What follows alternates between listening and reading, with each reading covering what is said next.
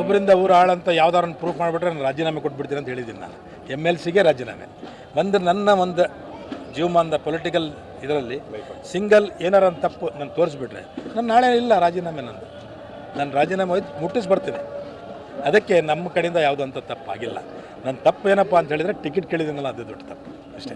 SDPI ಮತ್ತು ನೀವು ಎಲ್ಲ BJP ಅವರಿಗೆ ಹೊಂದಾಣಿಕೆ ಮಾಡ್ಕೊಂಡಿದ್ದೀರಾ ಅಂತ ಹೇಳಿ ಒಂದಿಷ್ಟು ಆರೋಪಗಳಲ್ಲಿ CM ಎದುರಿಗೆ ಮಾಡಿದ್ದಾರೆ ಸೇಮ್ ಅದೆಲ್ಲ ನಾನು ಅದಕ್ಕೆ ಉತ್ತರನ ಕೊಟ್ಟೆ.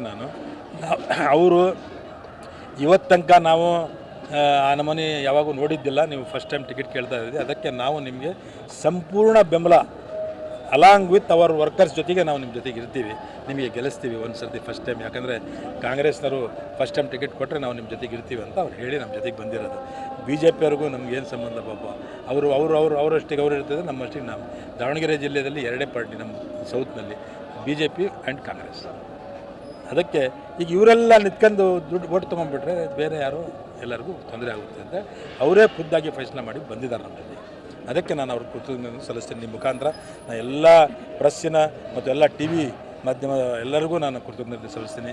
ರಂಜಾನ್ ಹಬ್ಬದ ಎಲ್ಲರಿಗೂ ಶುಭಾಶಯ ಹೇಳ್ತಾ, ನೀವೆಲ್ಲ ಇವತ್ತು ಯುಗಾದಿ ಹಬ್ಬದ ಶುಭಾಶಯ ಹೇಳ್ತಾ, ಇವತ್ತು ನೀವೇನು ಬಂದಿದ್ದೀರಲ್ಲ ಎಲ್ಲರಿಗೂ ಥ್ಯಾಂಕ್ಸ್ ಹೇಳ್ತೀನಿ ಸರ್.